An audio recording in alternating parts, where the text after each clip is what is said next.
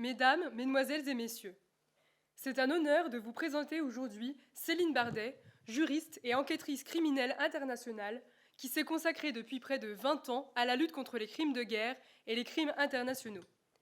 Tout au long de sa carrière, Madame Bardet a œuvré dans plus de 90 pays, en première ligne dans les zones de conflit, pour collecter des preuves, documenter les violations des droits de l'homme et soutenir la justice. Son travail l'a menée dans des environnements à haut risque, en participant à l'ouverture de charniers, en rencontrant des terroristes et des génocidaires, et en documentant de crimes restés invisibles. En 2014, consciente des défis liés à la violence sexuelle dans les conflits armés, Madame Bardet a fondé l'ONG We Are Not Weapons of War, une organisation dédiée à la lutte contre les violences sexuelles en temps de guerre, et elle a développé des solutions concrètes pour aider les survivants à se signaler, à accéder à des services essentiels et à accélérer les processus judiciaires en facilitant la collecte et la transmission de preuves. Son expertise s'inscrit pleinement dans la mission de notre association ICES Défense et Stratégie, qui œuvre à faire connaître les métiers de la défense, tant dans les armées que dans les fonctions civiles. Le travail de Madame Bardet, à travers une approche pratique et une compréhension des enjeux géopolitiques et sécuritaires, est en parfaite résonance avec notre mission. Son témoignage rappelle que, dans les métiers de la défense, la compréhension du terrain, des acteurs et des réalités humaines est indispensable à la mise en œuvre des solutions militaires ou civiles. Madame Bardet a, tout au long de son parcours, démontré l'importance d'une approche rigoureuse et pragmatique des défis inhérents aux zones de conflit. Son travail sur le terrain, sa capacité à couvrir des enquêtes de grande envergure et son rôle dans la lutte contre l'impunité des crimes de guerre font d'elle une interlocutrice précieuse pour ceux qui réfléchissent aux enjeux de sécurité et de défense. Nous sommes donc particulièrement fiers et honorés de l'accueillir parmi nous ce soir pour nous partager ses expériences ainsi que ses réflexions sur ces enjeux cruciaux. Madame Bardet, nous sommes certains que cette conférence marquera les esprits et au nom de tous les membres de notre association, je vous remercie pour votre présence ce soir qui est assez exceptionnelle. Avant de vous laisser la parole, je rappelle que votre ouvrage, Zone sensible, sera disponible à la fin de la conférence et que vous aurez plaisir à les dédicacer. Je vous prie de faire un accueil chaleureux à Madame Bardet et nous vous souhaitons à tous une excellente conférence. Je vous remercie.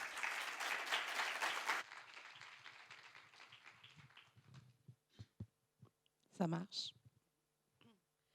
Merci beaucoup. Merci pour cette présentation qui me touche beaucoup, qui est très élogieuse. Et merci à vous toutes et tous d'être là ce soir. Parce que j'imagine que vous avez peut-être d'autres choses à faire. Un mercredi, non, je ne sais même pas quelle journée, un mercredi soir. Écoutez, je suis ravie d'être là. Je suis particulièrement ravie parce que j'ai un emploi du temps qui est quand même très compliqué, donc c'est pas forcément facile de pouvoir avoir du temps. Donc je suis ravie qu'on y soit arrivé. Je voulais remercier aussi l'ICES pour cette organisation et surtout l'association et les étudiants pour l'accueil, pour l'enthousiasme qui est mis dans ce travail et l'organisation de ce moment avec moi, mais aussi pour tout ce que vous faites. Et j'ai particulièrement aimé la référence au fait de comprendre en fait combien c'est important effectivement de comprendre le terrain, de comprendre les contextes, les réalités des contextes pour pouvoir agir et donc pouvoir aussi prendre des décisions à des niveaux politiques ou diplomatiques. Je pense que c'est extrêmement important d'avoir une notion de la réalité de ce qui se passe sur le terrain. Alors moi, j'ai pas un parcours, comment je vais dire, j'ai pas un parcours tout à fait classique parce que je suis juriste en droit international.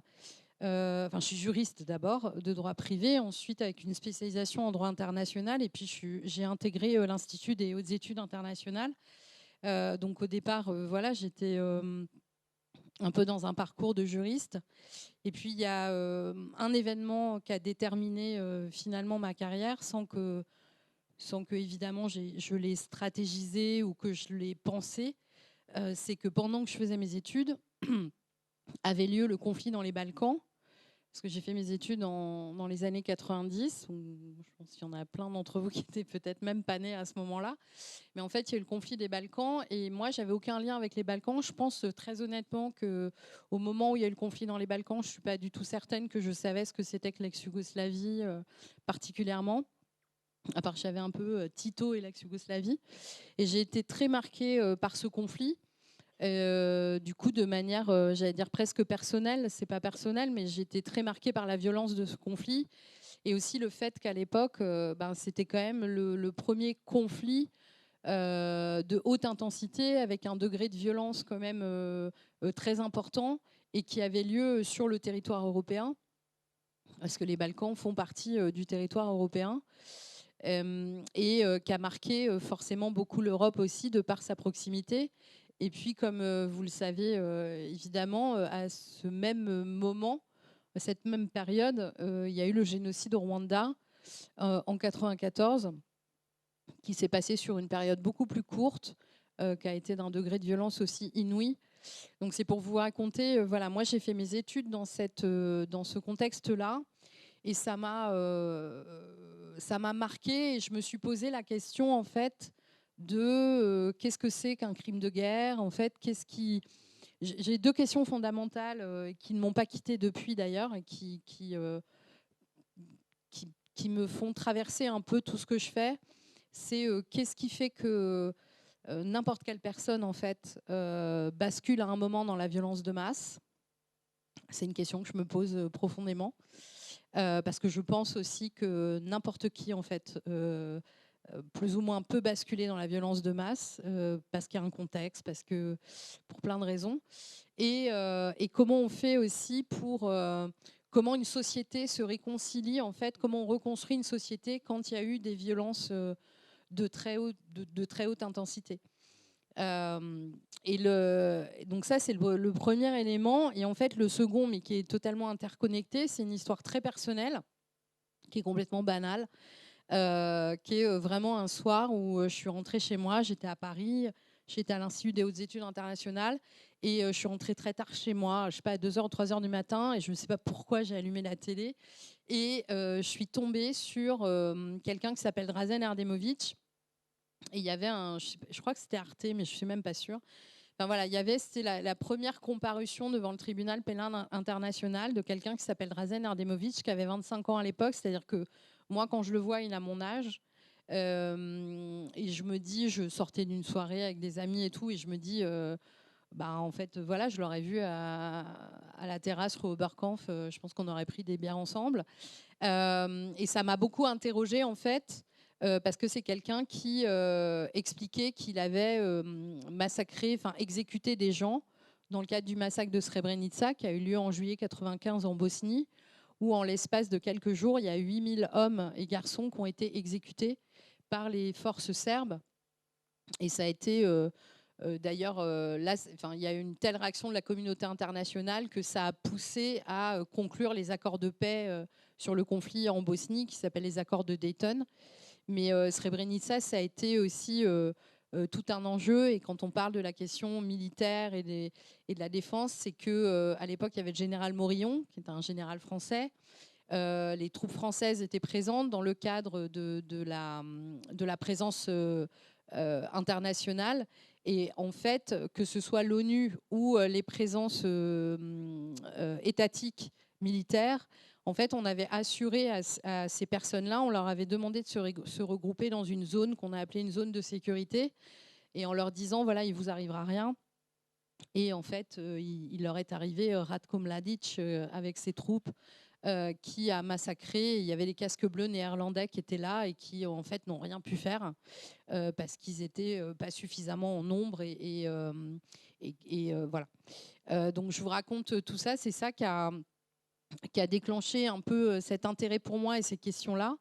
Et j'ai fait mon mémoire de recherche sur l'histoire de Drazen Erdemovic, qui a une histoire très particulière, mais aussi très simple, qui est quelqu'un qui s'est retrouvé à exécuter des gens, alors que c'est un type totalement ordinaire qui, au départ, a tout fait pour fuir le conflit avec sa femme qui était enceinte, et il voulait pas se battre, il voulait fuir ce conflit. Donc j'ai essayé de comprendre, en fait, comment quelqu'un qui n'était ni dans la violence, ni dans l'idéologie serbe, ni quoi que ce soit, s'était retrouvé à un moment à exécuter des gens. Et j'ai fait ce mémoire de recherche. Et ce mémoire de recherche, il a atterri dans les mains de quelqu'un qui s'appelle Claude Jorda, qui était le juge français, qui était juge au tribunal pénal international pour l'ex-Yougoslavie, qui avait été créé en 93. Donc c'est un tribunal qui a été créé pendant le conflit. Et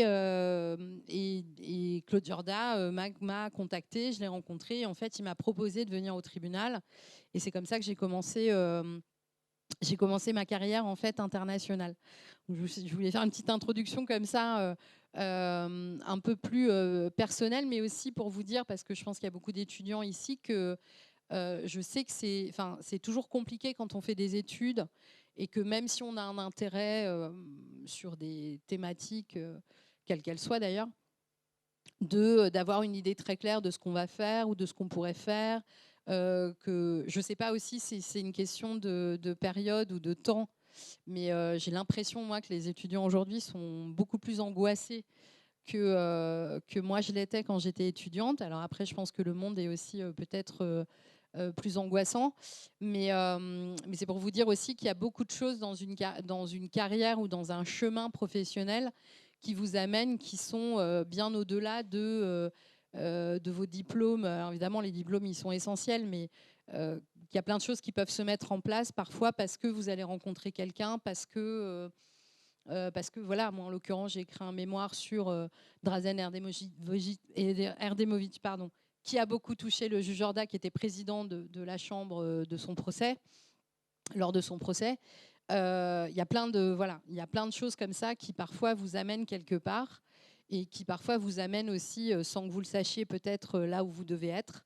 Et c'est comme ça que j'ai commencé ma carrière. Alors, je ne sais pas du tout à fait ce qu'il y a dans cette présentation. Du coup, je vais la passer comme ça. Voilà. Et depuis, en fait, j'ai commencé le tribunal pénal international. Et pourquoi je commence là-dessus? Parce que je repensais à ce qui était dit tout à l'heure. C'est que très rapidement, même si c'était d'une part passionnant et en plus extrêmement gratifiant d'être au tribunal pénal international. D'ailleurs, j'ai appris après, mais des années après, parce qu'il y a eu une grande interview, un grand portrait dans Le Monde de moi. Et en fait, la journaliste avait contacté le tribunal et en fait, il lui avait dit que j'étais la plus jeune qui était rentrée. J'étais la plus jeune personne à être rentrée au tribunal pénal international pour l'ex-Yougoslavie, ce que je ne savais pas, parce que j'avais 27 ans. Et donc, c'était une opportunité aussi énorme. Et j'aimais beaucoup être là parce que déjà, on est assis en audience, on est dans des procès qui concernent des crimes de guerre.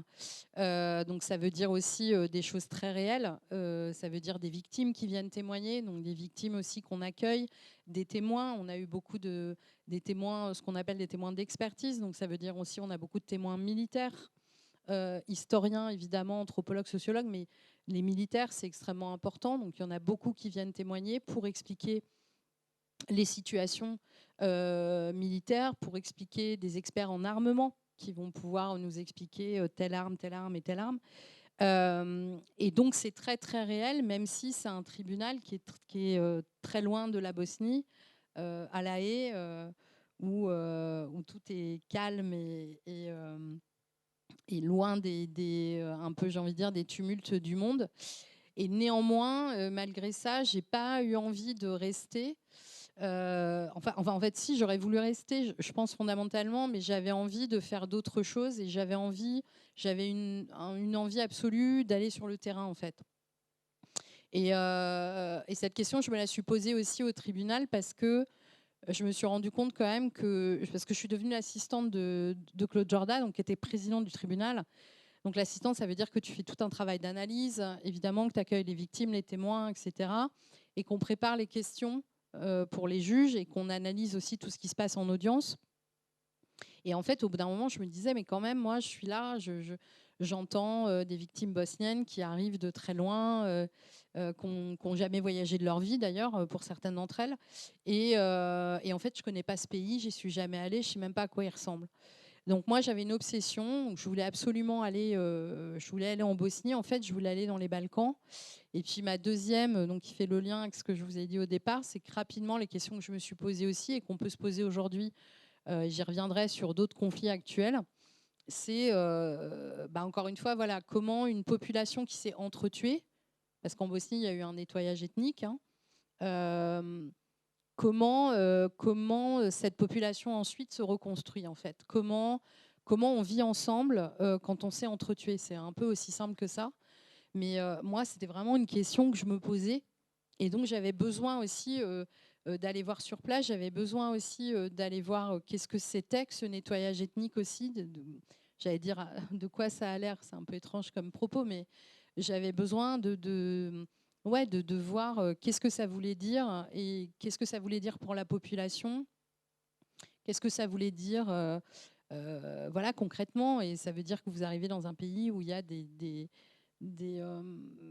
kilomètres et des kilomètres de tombes de gens qui ont été enterrés. Vous arrivez dans un pays dont le sol est rempli de charniers. Et je vous en parlerai après, parce que donc, j'ai travaillé beaucoup à ça, à l'ouverture de ces charniers et à documenter ces crimes. Et vous arrivez dans un pays où les populations sont traumatisées.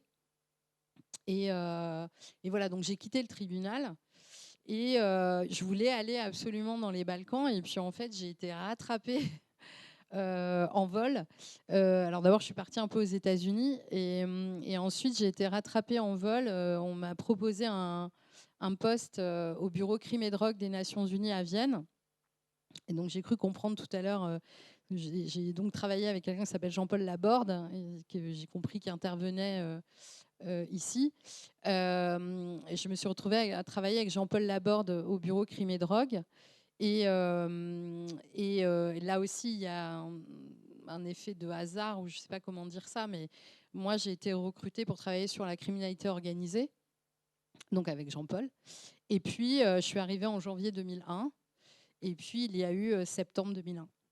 Et il y a eu les attentats de New York, et ça a été un cataclysme, ça a été un électrochoc énorme, et au niveau des Nations Unies aussi, bien évidemment. Et les Américains, en fait, qui évidemment voilà, étaient dans un état de choc total, ont tout de suite déclenché toute une série d'actions financières, en fait, pour porter la question du terrorisme, et donc dont se sont emparées évidemment les Nations Unies, surtout après un événement comme celle des Twin Towers à New York. Et du coup, on s'est retrouvé avec Jean-Paul à voir un matin arriver Kofi Annan, qui était à l'époque le secrétaire général des Nations Unies, et qui est venu nous voir. Et nous, on ne comprenait pas ce qui se passait, pourquoi il voulait absolument nous parler. Et déjà, moi, j'étais très impressionnée de voir Kofi Annan. J'étais à moitié en train de m'évanouir. Et en fait, il nous a dit, voilà, c'est vous qui allez être en charge de la question du terrorisme, parce que les Nations Unies venaient d'adopter une résolution au Conseil de sécurité, qui est la résolution 1373, que j'ai connue par cœur. Bon, maintenant, je pense que j'ai quand même un peu oublié, mais je la connaissais par cœur pendant des années et des années.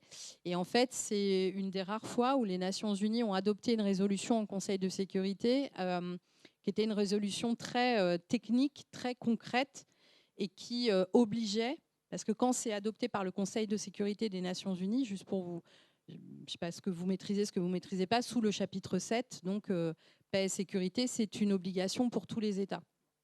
Donc, c'est pas comme une résolution de l'Assemblée générale où on la lit et puis on se dit, bon, on verra. Là, c'est obligatoire. Et donc, la résolution 1373, elle imposait aux États de prendre des actions extrêmement concrètes de lutte contre le terrorisme. D'une part, en matière d'adaptation des lois pénales dans les définitions, parce que je ne veux pas du tout faire un cours de droit ce soir, mais si vous voulez poursuivre quelqu'un, et ça quand même, c'est très important, et d'ailleurs pas que sur le terrorisme, hein, sur les crimes de guerre, crimes contre l'humanité, je vous en reparlerai après, mais si vous voulez poursuivre quelqu'un, en fait, ou si vous voulez faire extrader quelqu'un qui est dans un pays, dans un autre pays, il faut qu'en fait vous ayez des définitions qui soient communes, juridiques. Et donc, un des problèmes qu'il y avait sur la question de la coopération internationale en matière de terrorisme, c'est qu'il y avait pas il y avait des pays qui avaient des définitions différentes. Je vous rappelle aussi, je ne sais pas si vous le savez, mais il n'existe pas de définition du terrorisme en droit international. C'est pour ça que vous avez peut-être vu récemment, par exemple, des fois, il y a des débats autour de ça, où on accuse certaines organisations de ne pas appeler terroriste tel groupe, tel groupe. Et en fait, la complication de ça, c'est qu'il n'y a pas de définition internationale, parce qu'il y a eu des discussions pendant des années, d'ailleurs auxquelles j'ai participé, aux Nations Unies, sur une convention de définition du terrorisme. Et en fait, personne n'arrive à se mettre d'accord. Parce qu'on rentre évidemment dans, vous imaginez bien, les discussions de qu'est-ce qu'on considère comme acte ou groupe terroriste et qu'est-ce qu'on considère comme, je ne sais pas, groupe de résistance ou je ne sais quoi. Donc ça crée en fait des discussions politiques extrêmement sensibles. Donc pour l'instant, il n'y a pas de définition. Donc en fait, chaque pays a sa définition du terrorisme et les Nations Unies, eux, ont des conventions internationales qui sont très précises et donc qui vont concerner, par exemple, le terrorisme utilisé avec les avions, aircraft, ou je me souviens plus, toute la question du financement du terrorisme. Enfin, toutes les conventions sont adressent une thématique très spéciale. Et du coup, voilà. Et donc, il y a cette histoire il faut avoir des définitions communes. Donc, la résolution 1373, elle a imposé aux États, en fait, d'aligner, en gros, leur législation.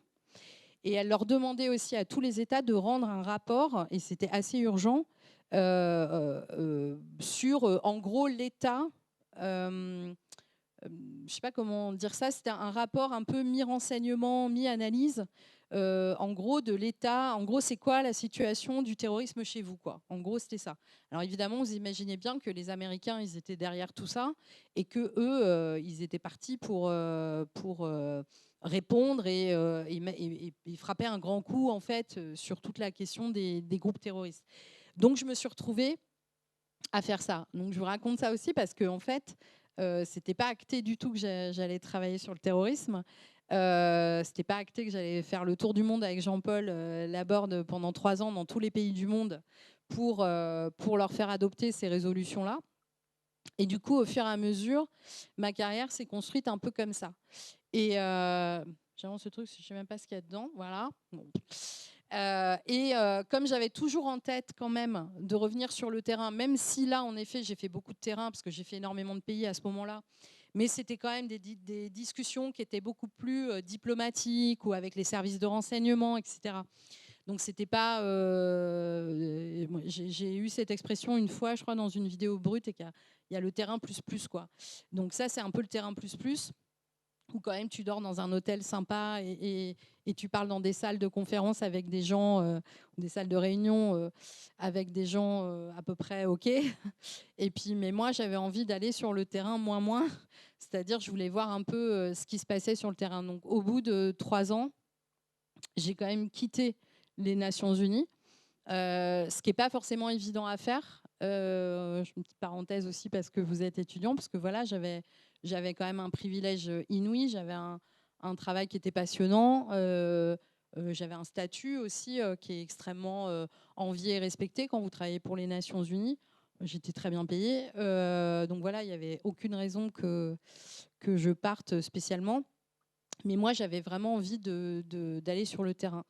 Donc la première chose que j'ai faite, c'est que je suis partie en Bosnie. Et j'ai travaillé pendant, je crois, plus de 10 ans en Bosnie. Je regarde vraiment parce que je ne sais pas ce qu'il y a après. Plus ça ne marche pas. Ah, les Balkans. Oui, alors là, voilà, tribunal, bim boum. Ça, c'est la salle du Conseil de sécurité, par contre. Je suis partie dans les Balkans, donc j'étais au tribunal de 1998 à 2000. Après, je suis partie à Vienne au bureau crime et drogue.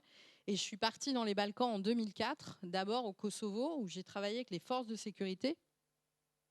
Donc en gros, ça voulait dire quoi? Ça voulait dire former la police, en fait, d'abord aux principes un peu fondamentaux de droits humains, ce qui n'était pas gagné au Kosovo, qui sortait d'un conflit, et qui était le Kosovo qui sortait d'un conflit en plus, parce qu'il y a le conflit en Bosnie et tout, il y a eu un conflit au Kosovo en 1999.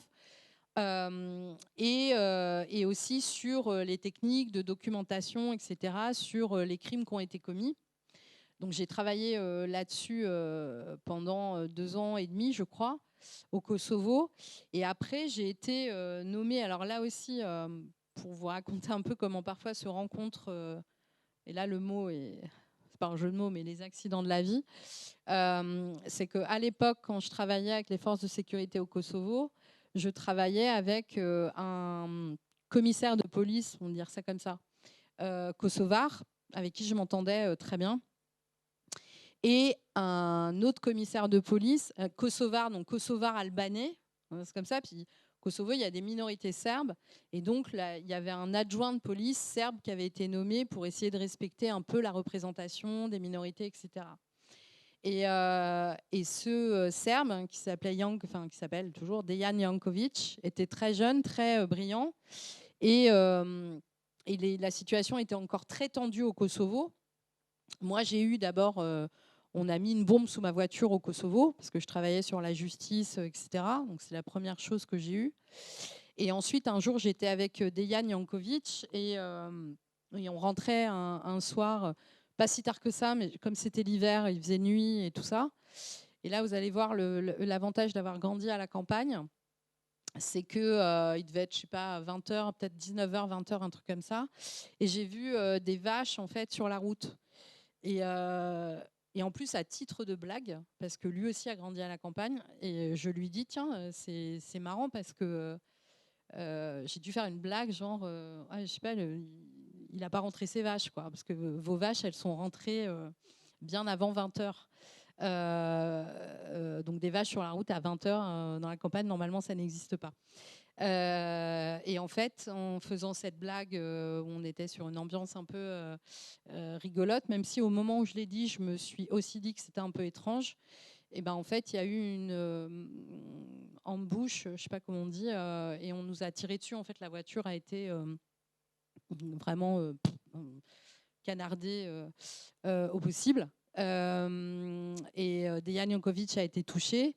Moi non, et le garde du corps, on a un garde du corps qui est mort, et le chauffeur, il a été génial, qui était aussi garde du corps d'ailleurs. Il a réussi un peu à maîtriser la voiture, et voilà. Et pourquoi je vous raconte ça? Parce que bon, cet événement qui était quand même extrêmement traumatisant a fait que ensuite l'Union européenne a décidé d'accompagner le Kosovo pour créer un ministère de l'Intérieur, et a décidé de nommer comme ministre, mais hasard total, le commissaire kosovar albanais avec qui j'avais travaillé, qui était assez brillant. Et donc, ça a été le premier ministre de l'Intérieur du Kosovo, et de nommer comme adjoint Dejan Jankovic. Ce type avec qui je m'étais trouvée dans sa voiture, que j'aimais beaucoup, parce que c'était très compliqué pour lui. C'était très compliqué d'être serbe au Kosovo, autant vous dire. Et donc, eux, ils ont demandé à ce que je vienne au ministère, que je sois placée par l'Union européenne pour les aider à créer le ministère de l'Intérieur. Et parce que je pense qu'il y avait une question de confiance. Bon, après, quand vous partagez votre voiture qui est mitraillée, quand vous partagez un moment comme ça, en général, ça vous rapproche. Mais du coup, je me suis retrouvée à créer, en fait, pendant 2 ans et demi, le ministère de l'Intérieur. Et je vous raconte ça parce que c'est une expérience quand même assez incroyable, parce que imaginez-vous quand même, il n'y a pas beaucoup de possibilités dans le monde qu'à un moment, vous créez un ministère, quoi. Ça n'existe pas, quoi. Les ministères, ils sont créés en général.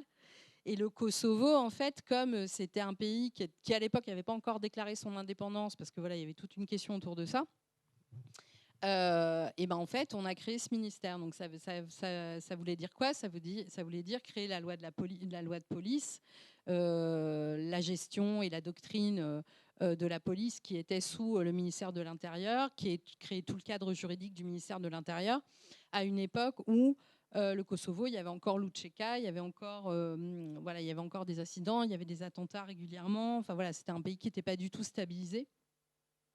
Et donc voilà.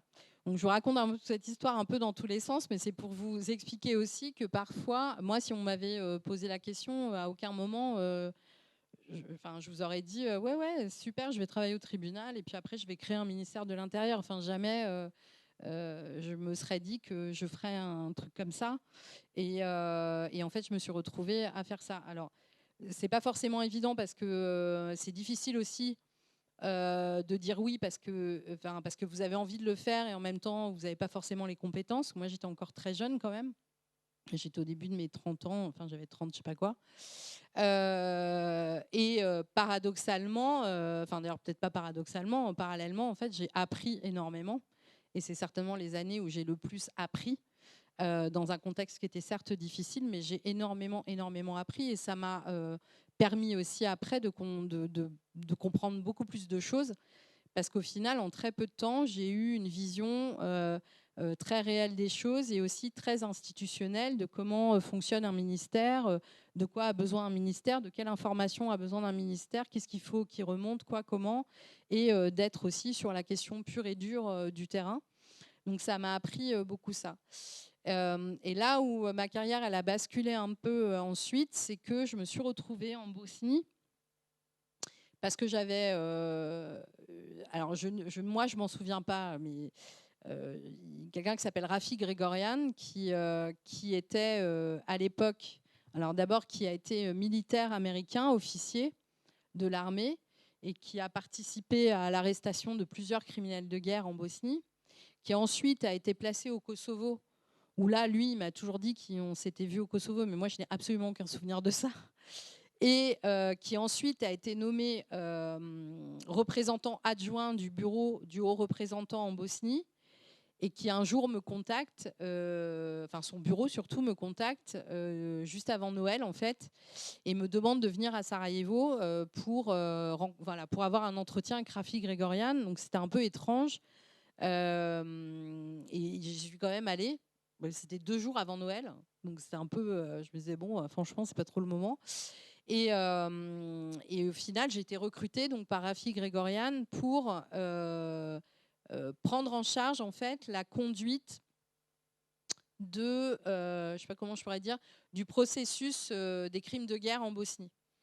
Donc, en d'autres termes, j'ai créé une unité crimes de guerre en Bosnie, c'est-à-dire avec les institutions nationales, les procureurs, les policiers. J'ai sélectionné des policiers, j'ai sélectionné des procureurs, je les ai formés.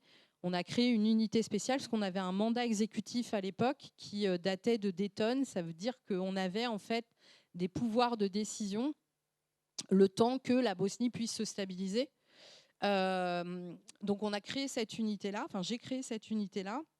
Et il y avait eu à l'époque très peu de poursuites au niveau national. Et c'est là où j'ai fait pendant 3 ans un travail d'abord de traque de criminels de guerre, parce qu'à l'époque, on traquait encore Radovan Karadzic et Ratko Mladic. Donc je faisais partie d'une équipe de renseignement multi-étatique, parce qu'on travaillait à identifier et à les localiser. Une fois qu'ils étaient localisés, c'est pas pour autant qu'on les a. D'abord, nous, on n'avait pas le pouvoir de les arrêter, donc il fallait que les Serbes acceptent de les arrêter. Donc il y avait un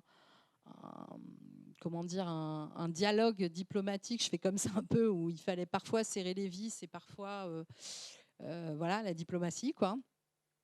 Et aussi, il y avait des questions de sécurité, parce que évidemment, arrêter des gens qui ont été à la tête en fait du nettoyage ethnique de Bosnie, que ce soit d'un point de vue idéologique pour Radovan Karadzic ou opérationnel en tant que général pour Ratko Mladic, c'est des gens de très haut niveau, très protégés. Et bien sûr, on craignait aussi des réactions. Alors, entre parenthèses, la réalité, je pense aussi soudainement à Kadhafi ou même à Saddam Hussein. C'est-à-dire que Karadzic, on l'a retrouvé au milieu de nulle part dans un village avec une barbe et... Enfin voilà, un truc complètement lunaire. Donc sans enjeu de sécurité. Ratko Mladic, ça a été un peu plus compliqué. Mais voilà, je me suis retrouvée à conduire, à créer cette unité et donc à poursuivre. Et surtout, comme je vous le mentionnais tout à l'heure, par exemple, à ouvrir. Alors, qu'est-ce que ça veut dire en Bosnie et qu'est-ce que ça veut dire une société post-conflit? Ça veut dire écouter les victimes, évidemment, collecter les preuves, identifier les auteurs, ouvrir des charniers. Et en Bosnie, il y a eu beaucoup de charniers. Donc, voilà.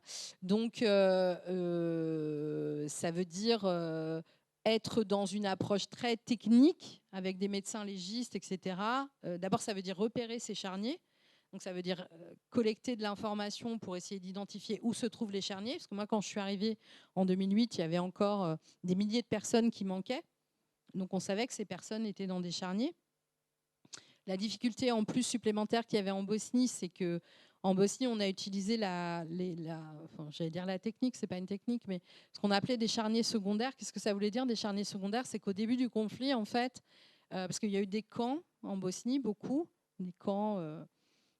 Voilà, on mettait les gens dans des camps. Il y a eu, je vous en parlerai après quand je vous parlerai du viol de guerre, mais il y a eu des camps de viol en Bosnie. C'est le seul conflit, à ma connaissance, à ce jour, qui avait institutionnalisé des camps de viol. Donc, des camps de viol, c'est des camps où on parte des femmes et on les viole à répétition et on les esclavagise en fait, et surtout on les viole parce que l'objectif c'était de les mettre enceintes. Parce que l'idée c'était de purifier en fait les femmes musulmanes avec de l'ADN serbe en fait, de dire voilà, tu donneras naissance à un enfant serbe. Ce qui a aussi son importance, que en plus dans la culture et la religion musulmane, c'est le père qui donne sa religion à l'enfant. Enfin, le père, il a un rôle extrêmement important, il a un sens extrêmement important. Donc ça voulait dire, enfin voilà, ça voulait dire aussi beaucoup de choses quand on disait ça. Donc il y avait ces camps et beaucoup de gens étaient exécutés dans ces camps, et ces personnes étaient mises dans des charniers. Et en fait, au début de la guerre, comme il y avait une espèce de forme d'impunité, ils ont commencé et qui s'était pas très très bien organisé. Ils déposaient les gens dans des charniers, un peu vraiment ce qu'on appelait les charniers primaires. Ils étaient limite sur des routes à l'entrée de la forêt. Ils faisaient pas trop attention. Et quand il a commencé à y avoir une attention internationale, là, il y a pas mal de milices serbes qui ont commencé à se dire que peut-être ça serait bien peut-être de bouger les charniers et voilà, pas de préserver, justement, de cacher un peu plus les preuves. Donc, ils ont déterré ces charniers. Alors, déterrer ces charniers, vous imaginez, ils les ont déterrés avec des machines, je ne sais pas comment ça s'appelle, là, les trucs, des pelleteuses, d'accord. Et ils les ont mis dans des endroits moins visibles. Pourquoi je vous parle de ça? Parce que nous, dans la collecte des preuves, quand on tombait sur des charniers secondaires, ce qui nous arrivait souvent, pour nous, c'était horrible parce que, je ne vais pas vous faire de détails un peu macabres, mais les corps, forcément, ils sont démantelés. Que vous imaginez bien que quand on déterre des corps avec une, je ne sais pas comment ça s'appelle, excavator en anglais, mais je ne sais pas comment on dit en français, avec une pelleteuse ou je ne sais pas quoi, bah voilà, enfin, les corps se disloquent, etc. En plus, ils sont déjà, forcément, ils sont déjà décomposés, ce qui fait que c'est encore 10 fois plus difficile d'identifier les corps, de les reconstituer. Et vous imaginez aussi, là je vous parle de quelque chose de très technique en termes de collecte de preuves, mais il ne faut pas oublier que derrière, il y a des personnes. Nous, à chaque fois qu'on a ouvert des charniers, il y avait des mères notamment, parce qu'il y a beaucoup d'hommes qui ont été tués en Bosnie, qui passaient la nuit, le jour à côté des charniers et qui attendaient, parce qu'elles étaient persuadées à chaque fois qu'on trouvait un charnier qu'elles allaient trouver leur fils ou leur mari, quoi. Donc humainement, c'était aussi quelque chose d'extrêmement fort pour la population, et donc comment vous allez voir quelqu'un pour lui dire que oui, vous avez peut-être trouvé le corps de son fils, mais que vous en avez la moitié parce que l'autre moitié, vous ne savez pas où il est, c'est compliqué. Voilà. En poursuite des criminels de guerre, là je vous montre, parce que le jeune, c'est Drazen Erdemovic, donc c'est lui qui a fasciné toute ma carrière, en gros. J'ai été postée à Brčko, qui est au nord de la Bosnie. Et Brčko, pourquoi c'est important? Parce que c'était un endroit très stratégique pendant le conflit, d'enjeux entre les Serbes et les Bosniaques. Et c'est là aussi où a commencé le conflit, en 1992, à Brčko. Et c'est là où il y a eu les premiers camps, notamment le camp de Luka. Et le camp de Luka, il a été dirigé par Goran Jeličić, qui est là, ci-dessous, qui a été arrêté donc par Rafi Grigorian, qui est devenu mon boss après, ce qui est un peu... et qui se faisait appeler Adolphe. Donc ça vous donne un peu l'ambiance. Et qui était complètement zélé, quoi, qui était quelqu'un qui était extrêmement violent et qui, paradoxalement, là, pour le coup, ne supportait pas la vue du sang. Donc il exécutait des gens, il faisait ça autour d'une plaque, en fait, pour que le sang s'écoule. En fait, il ne supportait pas la vue du sang, ce qui était complètement paradoxal. Et Goran Iličić, et ça me donne l'opportunité de vous dire 2 mots de ça, il avait une fiancée qui s'appelait Monica Ilić, que vous voyez là, la photo que vous voyez, c'est quand elle est arrêtée. Donc elle a une trentaine d'années. À l'époque, elle avait 16 ans. Et Monica Ilić, elle venait au camp et elle était extrêmement cruelle. Et en fait, la première fois dans les salles d'audience au tribunal, au départ, on n'a pas compris parce que moi, j'ai fait tout le procès de Goran Iličić, qui a été condamné à 40 ans, je crois, si je me souviens bien. Et en fait, au fur et à mesure que les victimes venaient témoigner, en fait, les gens ils nous parlaient de Monica. Et en fait, nous, on n'avait rien du tout sur Monica à ce moment-là. Personne ne comprenait. Et au fur et à mesure, on a compris qu'en fait, il y avait cette Monica qui venait et qui terrorisait tout le monde. Et en fait, lui, pour plaire à sa copine, quoi, pour impressionner sa copine, en fait, il tuait encore plus. Donc, en fait, les gens dans le camp, ils savaient que quand Monica arrivait, ce qui allait se passer allait être terrible, quoi. Et donc Monica Ilić, ensuite, avec la police, on l'a traquée pendant des années. C'était très compliqué parce qu'elle était partie en Serbie, elle s'était mariée, elle avait des enfants, etc. Et on a réussi à l'arrêter après que j'ai quitté la Bosnie. Je m'en souviens très bien parce que j'étais en Jordanie et je leur avais toujours dit il faut attendre, il ne faut pas lâcher le... on avait mis en place tout un truc voilà, sur la frontière parce que j'étais persuadée qu'elle allait repasser. Et en fait, effectivement, un jour c'est arrivé, ils l'ont arrêtée. Elle a été jugée en Bosnie. Je vous parle de ça aussi parce que souvent on a une image, et donc aussi, je vais vous parler juste après de Pauline. On a une image aussi très on peut penser que voilà, les femmes ne sont pas forcément ultra violentes ou en tout cas sont moins violentes, etc. Moi, je ne sais pas si les femmes sont moins violentes que les hommes. Moi, je pense, si vous me demandez, je ne pense pas particulièrement. Je pense qu'il y a d'autres enjeux de construction sociétale et de place aussi dans la société. Par exemple, moi, je me suis toujours posé la question de me dire s'il y avait plus de femmes à la tête de pays ou à la tête d'armées ou à la tête de grands partis politiques, par exemple, est-ce qu'il y aurait plus de femmes dictatrices ou plus de femmes criminelles de guerre? Moi, je pense que oui, en fait. Je pense que ce n'est pas tant une question nécessairement de genre, c'est surtout une question de position ou d'idéologie. En tout cas, le fait est qu'il y a des femmes aussi criminelles de guerre et que Monica en est une, et il y en a eu d'autres. Et Pauline, Nyaramasu-Uko, j'arrive jamais à prononcer son nom. Elle, je vous la montre aussi parce que Pauline, on va l'appeler Pauline, elle était ministre de la Santé au Rwanda.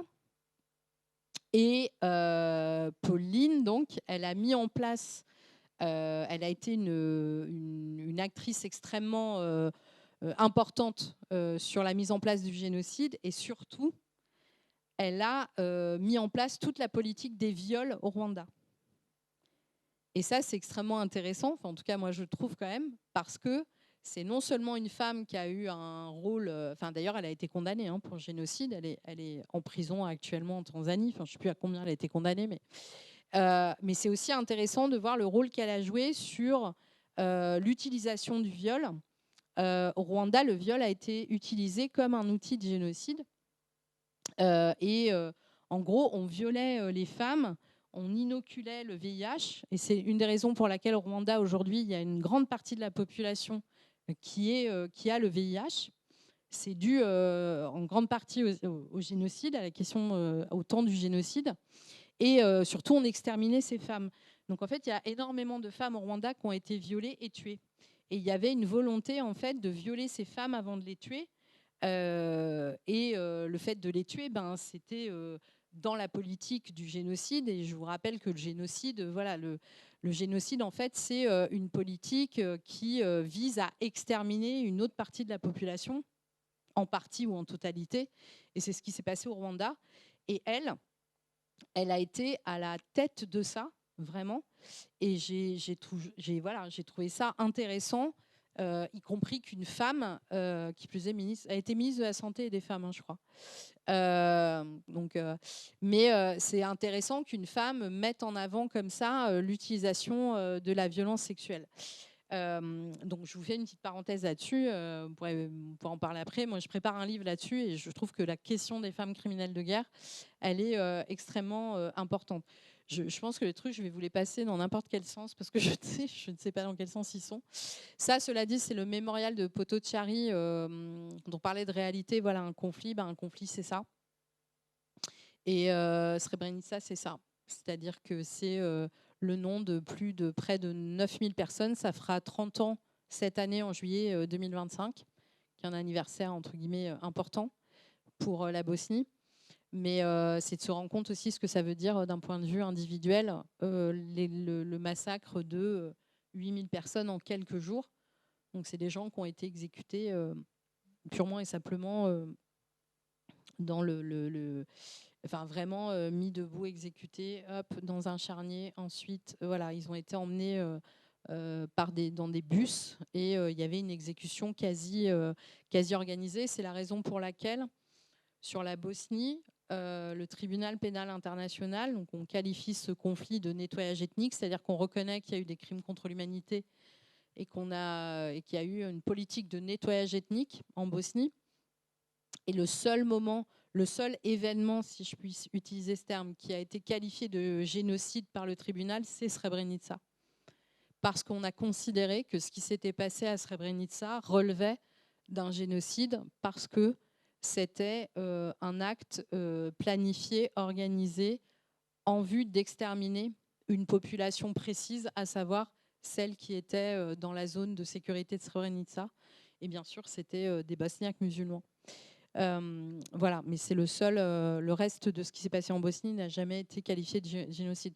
Je voulais vous montrer ça aussi, parce qu'on me parlait, j'arrête pas de rebondir ce que tu as dit, mais moi j'aime bien la réalité, la question de la réalité.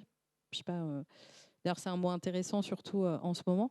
Mais la réalité, pour moi, elle est importante et elle est nécessaire aussi parce que c'est parce qu'il y a des gens sur le terrain qui travaillent sur le terrain que des informations remontent et permettent aussi à des États, à des diplomates, à des personnes de l'exécutif d'être mieux orientés dans leur prise de décision. C'est pour ça qu'on revient sur le fait que c'est important de comprendre de quoi on parle.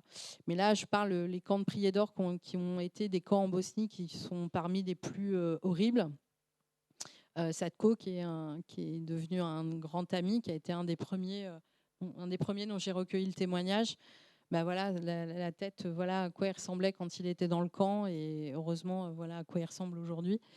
Beaucoup plus cool, mais pour vous dire aussi qu'est-ce que ça veut dire d'être dans un camp, qu'est-ce que ça veut dire d'être torturé, qu'est-ce que ça veut dire un nettoyage ethnique. Ça veut dire ça. Je sais pas s'il y a. Ah oui, Gilet, elle est marrante cette photo parce que Gilet, c'est un survivant de Srebrenica. Et c'est quelqu'un qui, en fait, avait, mais basé sur pas grand-chose d'ailleurs, parce qu'ils étaient coupés de tout quand ils étaient là-bas. Et lui, il a senti à un moment qu'il allait se passer quelque chose, en fait. Et c'est un type qui adorait lire. Il était très jeune, il avait 18 ans quand il s'est retrouvé à Srebrenica. Et il récupérait des livres, il lisait, et à un moment, en fait, lui-même, il me dit, je peux pas expliquer. À un moment, je croyais plus qu'on allait rester là et qu'on allait survivre. Il allait se passer un truc. Donc, il y a un moment, et ça a eu un rôle très important sur Srebrenica parce que ça a évité aussi à certaines personnes de mourir. C'est-à-dire qu'à un moment, il a eu comme ça une épiphanie, quoi. Il a pété les plombs, en fait, je pense, réellement. Et en fait, il a dit aux gens, en fait, il faut partir. Et comme c'était sous zone de sécurité, en fait, il y avait l'ONU, etc. Vous ne pouvez pas partir. Et lui, il a dit aux gens, non, mais moi, je m'en fous, on va partir dans la forêt. En gros, qui même me suivent, quoi. Et il y a plus de 2000 personnes qui sont parties avec lui. Et en fait, les troupes de Ratko Mladic sont arrivées, je crois, 1 ou 2 semaines après. Et quand eux, ils sont partis dans la forêt, ils ont été poursuivis par les Serbes. Ça a été horrible. Il y a plein de gens qui ont été tués. Et lui, à un moment, ils ont été visés par les Serbes. Enfin, ils ont tiré sur les gens parce que par la forêt, ils essayaient de rejoindre Tuzla, qui était un peu une zone de liberté, qui était une zone qui n'était pas occupée en Bosnie. Donc leur but, c'était de faire ça et d'aller au camp des Nations Unies. Et quand il y a eu des rafales où il y a plusieurs personnes qui sont tuées, en fait, lui, il s'est évanoui. Et parce qu'en fait, il a eu l'impression qu'il avait reçu une balle, alors qu'en fait, il n'a jamais reçu de balle. Il s'est évanoui. Les autres corps lui sont tombés dessus, en fait.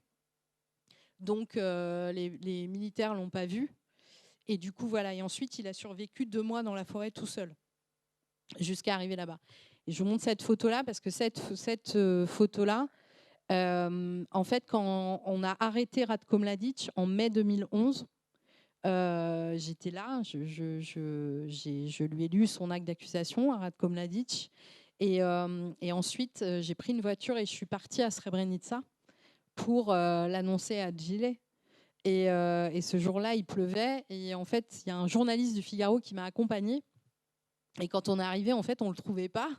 Et cette photo-là, quand on les voit un peu comme ça, avec leur tête comme ça, c'est qu'en fait, je l'appelais, Gile et tout. Et en fait, il était derrière avec des enfants. Et donc, à un moment, il a sorti sa tête. Et le journaliste du Figaro, c'est génial parce qu'il a pris la photo comme ça sur le spot. Et je trouve que sa tête est géniale parce que c'est au moment où je lui annonce qu'on a arrêté Ratko Mladic. Ratko Mladic, donc, qui a commis les massacres de Srebrenica. Donc pour lui, et lui, il est revenu à Srebrenica, Gile, et il travaille avec des enfants aujourd'hui là-bas. Il a été soigné pendant des années en Suisse. Du coup, il est devenu francophone, il parle super bien français. Et voilà, je ne sais pas pourquoi je vous raconte tout ça, mais c'est quelqu'un que j'aime beaucoup. Donc ça, je vous en ai parlé, j'ai travaillé donc au bureau crime et drogue. Je ne peux même pas vous faire la liste des pays parce que j'en ai trop fait en fait. Donc j'ai vraiment travaillé sur les questions de terrorisme. Donc en fait, c'est pas dans le bon sens. Soit Mana, elle n'est pas complètement parfaite. Mana, si tu nous écoutes ce soir, parce que j'ai fait ça et après je suis repartie sur le terrain dans les Balkans. Alors, qu'est-ce que je fais aussi parce que après tout ça, pour revenir un peu sur une question de carrière, j'ai fait tout ça dans les Balkans et j'ai quitté. Non, après, je suis partie en Serbie parce que je ne peux pas tout vous expliquer, mais pour l'arrestation de Ratko Mladic, voilà, il y avait des choses à mettre en place au niveau opérationnel. Donc, j'ai bougé à Belgrade, où il se trouvait. Et ensuite, quand on a arrêté Ratko Mladic et tout ça, j'ai commencé à travailler en Serbie. J'ai travaillé avec l'Union européenne. J'ai travaillé notamment sur les questions de corruption, parce qu'il y avait des enjeux très forts au niveau de la corruption, notamment de la corruption de la police. Donc l'Union européenne m'a demandé de travailler en Serbie avec le procureur général et la police sur les questions de corruption et de créer une agence anticorruption. Donc en fait, j'ai dirigé l'équipe qui a créé l'agence anticorruption en Serbie. Donc j'ai fait ça jusqu'en 2016, je crois. Mais pendant ce temps-là, j'ai commencé du coup à développer aussi une expertise parce qu'on me demandait donc à faire des formations aux forces de sécurité, notamment sur les techniques de documentation, d'entretien, d'entretien avec des victimes, d'entretien avec des témoins, etc. Ah oui, parce que je vous ai pas dit, pardon, c'est qu'entre-temps, en 2004, je crois, donc après le Kosovo, au début du Kosovo, j'ai effectivement un profil qui est un peu atypique, parce que donc, comme je vous le disais, je suis juriste, mais je suis aussi enquêtrice criminelle internationale et j'ai passé un diplôme d'enquêtrice criminelle internationale à l'AE, qui est le seul existant au monde, qui a été créé justement en 2004. Et moi, j'ai fait partie de la, comment on dit, de la première tournée, je peux dire ça comme ça. Mais c'est un institut qui a été créé par quelqu'un qui s'appelle John Ralston, qui était le chef des enquêtes au tribunal pénal international, qui est un mec extraordinaire, qui est quelqu'un d'assez extraordinaire, qui est un policier australien, qui a beaucoup travaillé à la poursuite des criminels de guerre nazis. Donc, c'était ses fonctions en Australie, donc il a beaucoup travaillé là-dessus. Ensuite, il a été nommé chef des enquêtes au tribunal pénal international pour l'ex-Yougoslavie. Et à un moment, il s'est rendu compte, en fait, qu'il n'y avait pas d'expertise en fait, sur la question de documenter les crimes de guerre.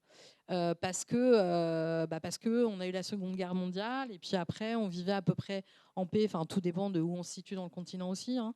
Mais en tout cas sur l'Europe et le monde occidental, voilà, il n'y avait pas ça. On était quand même donc à un moment il y a eu le conflit dans les Balkans et en fait on s'est aperçu que quand même il n'y avait pas d'expertise là-dessus. Donc lui il a créé cet institut pour former le personnel, qui est un super institut qui existe toujours évidemment aujourd'hui. Enfin, lui, il a pris sa retraite, John, et qui est dirigé aujourd'hui, je crois, par Gabriel Osterhausen, qui est donc là le International Institute for Criminal Investigation, qui est le meilleur institut la meilleure formation que j'ai pu faire de toute ma vie et qui délivre donc des diplômes d'enquêteur criminel international et qui forme en fait et qui maintenant crée aussi des sessions beaucoup plus thématiques et beaucoup plus courtes, enfin beaucoup plus précises. Par exemple, vous pouvez faire une session de 4 jours sur j'ai n'importe quoi, technique d'entretien, comment interviewer un suspect de crime de guerre, comment interviewer des victimes avec des traumas. Comment documenter, etc. Donc je vous dis ça parce que je vous conseille de regarder, parce que je ne comprends pas en France, il est très mal connu, bizarrement, alors que voilà. Donc moi, j'ai passé ce diplôme-là, ce qui fait que c'est un diplôme en fait qui s'adresse à des professionnels, donc il faut avoir quand même un peu d'expérience professionnelle.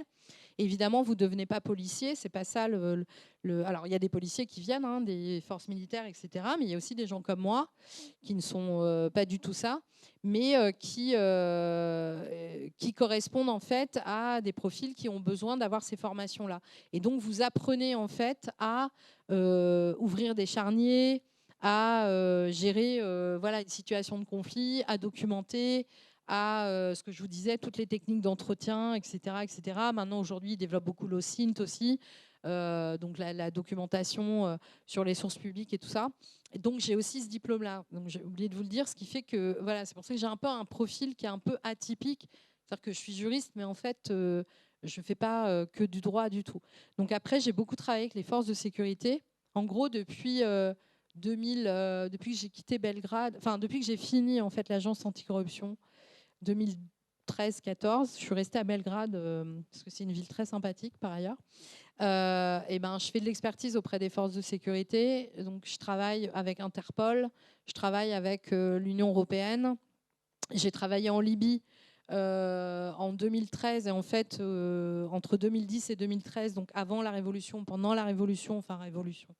Et après, et j'ai notamment travaillé avec le ministre de la Justice libyen et on a élaboré la première loi pionnière qui reconnaît les viols comme crimes de guerre, qui a été la première loi du Moyen-Orient qui a été reprise dans d'autres pays de la région. Il y a un documentaire d'Arte qui s'appelle Libye, anatomie d'un crime, qui a reçu beaucoup de prix. Je dis pas ça pour moi, mais parce que c'est un documentaire qui filme mon travail en Libye, qui a été fait par Cécile Allegra, qui est près Albert Londres et qui est vraiment un super documentaire aussi, d'une part pour comprendre la Libye, d'autre part pour comprendre comment ça se passe en fait pour documenter les crimes et qui touche à la question aussi du viol des hommes. Ça, je vous le passe parce que c'était un peu les définitions de crimes internationaux. Donc, en gros, j'ai envie de vous dire, ma palette de jeux, moi, de mon travail, c'est ça, c'est ces crimes internationaux-là. Et en fait, c'est documenter et travailler sur le terrain. Ça veut dire, c'est recueillir en fait les éléments qui vont vous permettre de lier. D'abord, je recommence. C'est identifier et donc collecter ces éléments qui soient matériels sur le terrain, qui soient du témoignage, qui soient des rapports médicaux, qui soient plein de formes d'éléments de preuve, pour pouvoir établir justement à un moment suffisamment d'éléments qui vont vous permettre de vous dire, OK, là, il y a une possibilité de qualification de crime international. Et les crimes internationaux aujourd'hui, sont les crimes de génocide, crimes contre l'humanité, crimes de guerre. Je laisse de côté le crime d'agression, mais qui en est aussi un, qui maintenant a été intégré au statut de la Cour pénale internationale, mais qui ne s'applique pas, qui ne s'est pas appliqué pour l'Ukraine parce qu'elle n'était pas partie à la CPI à ce moment-là. Donc je travaille dans plein de pays. Je travaille sur le continent africain, je travaille au Moyen-Orient. Le continent sur lequel je travaille le moins, c'est l'Amérique du Sud. Et il n'y a pas de raison particulière, c'est que je ne sais pas si ça s'est passé comme ça. Je ne parle pas espagnol aussi, donc c'est peut-être pour ça.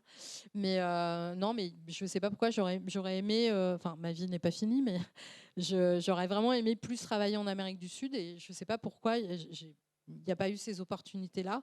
Donc, je travaille beaucoup, notamment au Sahel, en Afrique de l'Ouest, en Afrique de l'Est, et sur d'autres régions, Moyen-Orient, Pakistan, Afghanistan. J'ai travaillé sur les routes de la drogue. En fait, en 1 heure, je ne peux même pas vous raconter tout ce que j'ai fait. J'ai fait aussi l'état des lieux, voilà, de l'héroïne d'abord, des routes de l'héroïne, et ensuite des routes de la cocaïne. Donc là, c'est le seul moment où je suis allée en Amérique du Sud. Parce que bien sûr. Mais voilà, je fais tout un travail d'expertise aujourd'hui comme experte indépendante pour différentes organisations, que ce soit la Cour pénale internationale. Je travaille beaucoup pour l'Union européenne, donc comme je vous disais, Interpol aussi, l'ONU un peu moins. Et pourquoi je fais ça? Parce que je vous en parlais d'une phrase, parce qu'en 2014, j'ai créé une ONG effectivement sur la question des violences sexuelles dans les conflits, et que donc à ce moment-là, j'ai voulu retrouver en fait ma liberté de parole, parce que quand vous travaillez aux Nations Unies ou dans des organisations, voilà, et c'est normal il y a une réserve, quoi. Enfin, la réserve, de toute façon, la confidentialité, ça, elle est applicable tout le temps, mais voilà, je voulais avoir une liberté en fait pour mener un peu le travail de cette organisation, de cette ONG, et pouvoir m'exprimer. Donc c'est ce que j'ai fait. Là, je vous montrais les. Ah non, il n'y avait pas les photos, mais voilà, vous savez aussi qu'en Bosnie, suite au nettoyage ethnique, au conflit en Bosnie, le laboratoire de Tuzla est devenu le laboratoire le plus expérimenté sur l'ADN des os, des corps. Parce que je vous laisse imaginer, quand vous sortez un corps d'un charnier 15 ans après, voilà, il faut que vous arriviez à identifier les personnes par rapport à des saisines d'ADN sur les os, etc. Il faut reconstituer. C'est bête parce que j'avais des photos et en fait, je ne les ai pas données à Mana. Mais, et aujourd'hui, tout cela, c'est le laboratoire le plus expérimenté. Ça, c'est que ce qui est intéressant aussi, enfin, qui est un peu une tristesse absolue aussi, mais du fait de ce qu'a vécu la Bosnie, ils ont acquis cette expérience qui aujourd'hui sert ailleurs, notamment actuellement en Syrie. Mais aussi ailleurs, en Irak, en Libye, etc. Et la Commission of Missing Persons, c'est l'organisation qui gère aussi toutes ces questions-là. Donc voilà. Et je termine là, c'est ça. Je te regarde. Ouais. Bah, ça tombe bien. Donc après, j'ai créé, voilà, en 2014, j'ai créé l'ONG We Are Not Weapons of War. Nous ne sommes pas des armes de guerre. Pourquoi j'ai créé cette ONG? Parce que j'ai vu sur le terrain que le viol de guerre était quasi systématique dans les conflits, d'une part, et d'autre part, en Bosnie, j'ai conduit le premier procès qui a été qualifié, le premier procès de viol qualifié de crime de guerre, qui concernait un viol qui avait eu lieu en 92, que je raconte dans mon livre justement Zone sensible. Zone sensible, je raconte tout le parcours et toute l'histoire dans les Balkans, et toutes ces histoires de criminels de guerre et de victimes et de procès et voilà, des enquêtes qui ont été faites. Et je me suis aperçue aussi que en fait, c'est pas nécessairement que les victimes elles parlaient pas, c'est qu'en fait on s'intéressait pas à elles en réalité, qu'on posait pas forcément les questions aux femmes, que voilà, c'était un sujet qui était un peu mis de côté, donc qu'on n'en parlait pas beaucoup en France à l'époque. Et aussi que dans plein de pays, on pouvait pas, c'était quasiment impossible d'identifier les personnes parce qu'elles étaient au milieu de nulle part. Centrafrique, République démocratique du Congo, les victimes, elles sont au milieu, dans la brousse, à je sais pas où, et je veux dire, vous entendrez jamais parler d'elles, quoi. Et donc, je me suis dit, D'abord, c'est une campagne qui a été lancée avec Angelina Jolie et les Britanniques pour le Forum mondial, le premier Forum mondial sur le viol de guerre qui a eu lieu à Londres en 2014. Et donc, on a lancé cette campagne qui est devenue le nom... c'est moi qui ai lancé cette campagne avec eux et c'est devenu le nom de l'ONG. Et ensuite, l'idée de l'ONG, ça a été de me dire... alors d'abord, voilà, qu'est-ce qu'on fait? On fait de la sensibilisation et du plaidoyer. Donc on intervient partout. J'étais à New York la semaine dernière aux Nations Unies. Juste avant de partir à New York, on était à l'Assemblée nationale. On fait tout un travail de sensibilisation et de plaidoyer au niveau national, au niveau international, mais aussi sur les zones dans lesquelles on travaille, notamment au Nord-Est Nigeria, qui est le projet dont Maïk, qui est assise ici, est responsable et gère toute seule avec ses petites mains. On fait de la formation et de l'expertise. Donc ça veut dire on forme notamment les forces de sécurité. Et ça, c'est important. Pourquoi? Parce que quand vous êtes militaire, donc on fait des formations à l'école militaire en France, on fait des formations aussi aux militaires dans plein de pays. Pourquoi? Et d'ailleurs, je dis militaire, mais il y a militaire et j'inclus aussi dedans, enfin de manière un peu différente, mais il y a aussi la gendarmerie et aussi les forces de police, mais particulièrement les militaires. Pourquoi? Parce que c'est eux qui sont sur le terrain.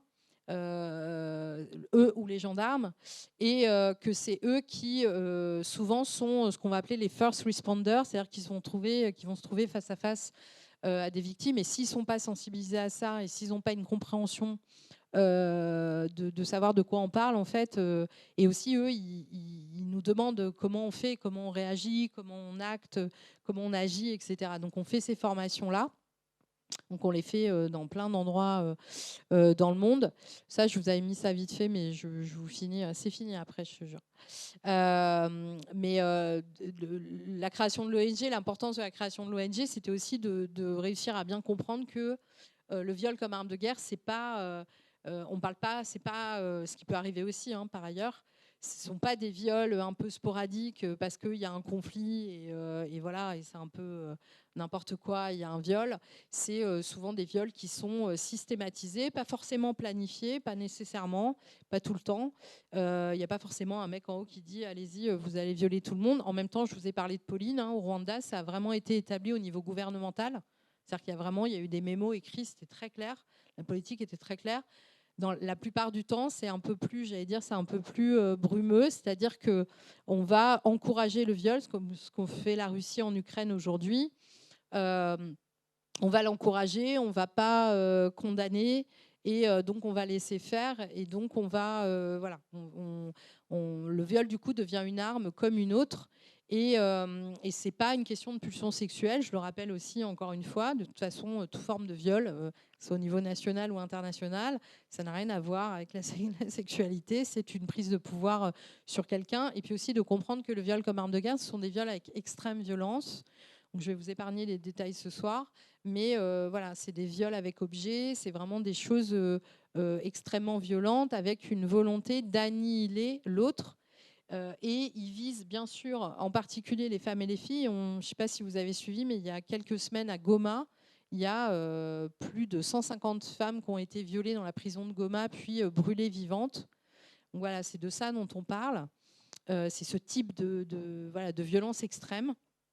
Mais il peut aussi toucher les hommes. Donc je parlais de ce film qu'on a fait sur mon travail en Libye. On rentre d'Ukraine, enfin on était en Ukraine il y a, je sais pas, 2 mois, 3 mois, je suis perdue, 3 mois, où il y a beaucoup d'hommes qui sont violés en Ukraine. Donc contrairement à ce qu'on pourrait penser dans le conflit actuel, le nombre d'hommes qui sont violés est extrêmement important. Et on s'est assis voilà, avec des survivants. Donc c'est aussi une question parce que vous ne répondez pas de la même manière et vous ne donnez pas les mêmes services à un homme qu'à une femme. Ça ne se passe pas de la même manière, ce n'est pas vécu de la même manière. Donc c'est important de comprendre ça. Et ça, je vous l'ai dit.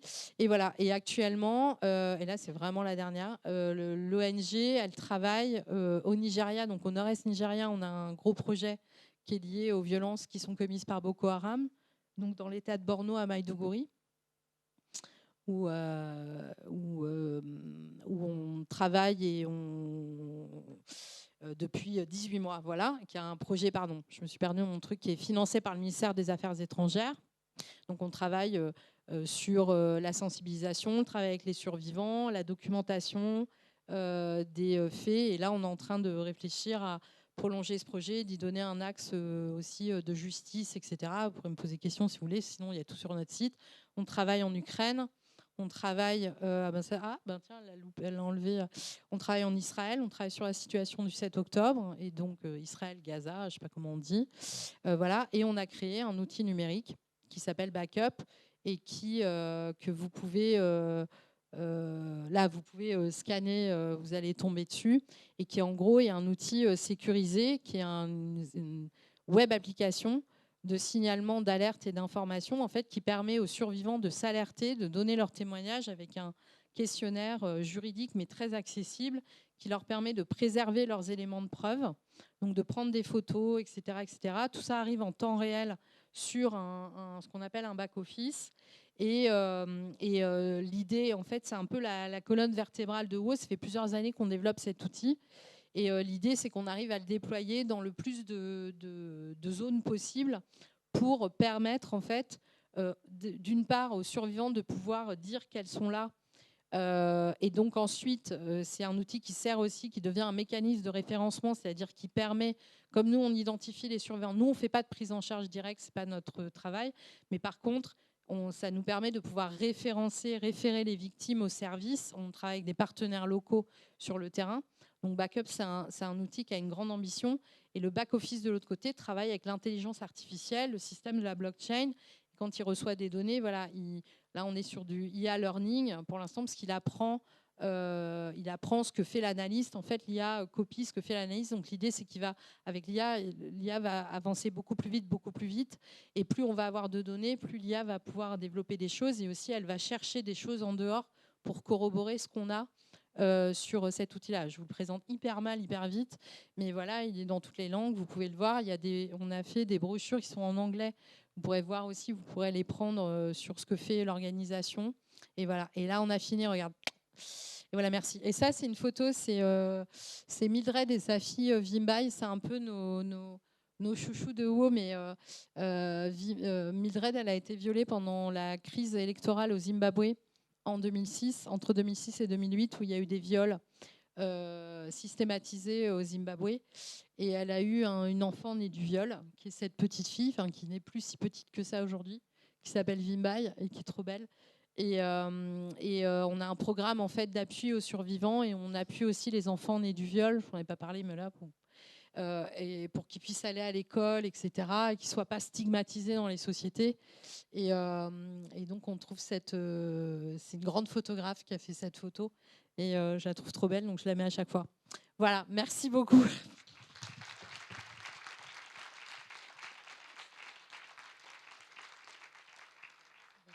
On va passer aux questions.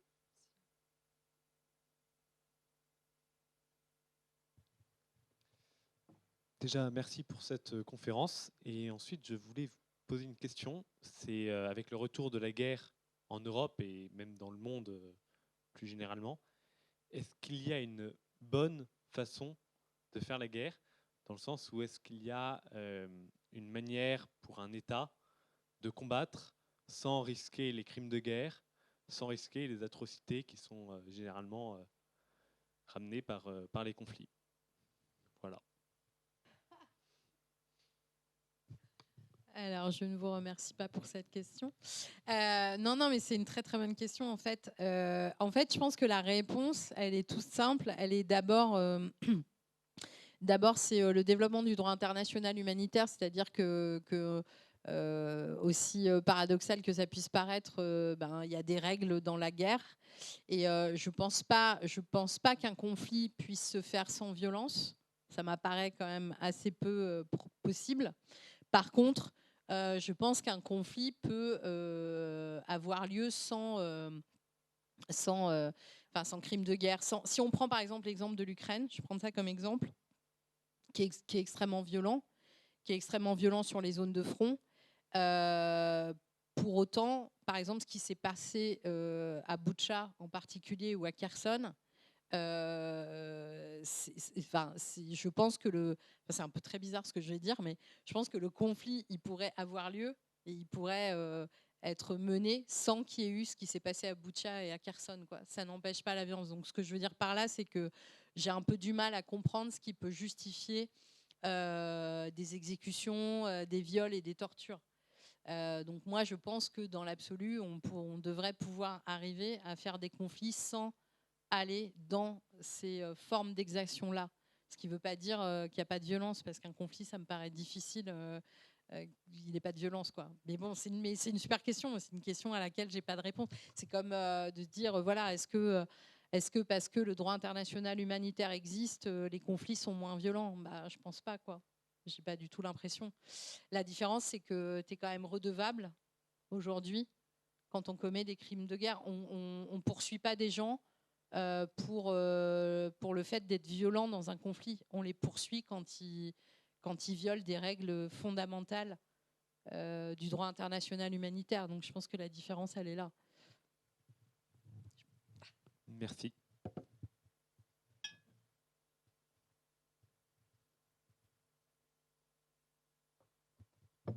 Bonsoir, merci beaucoup.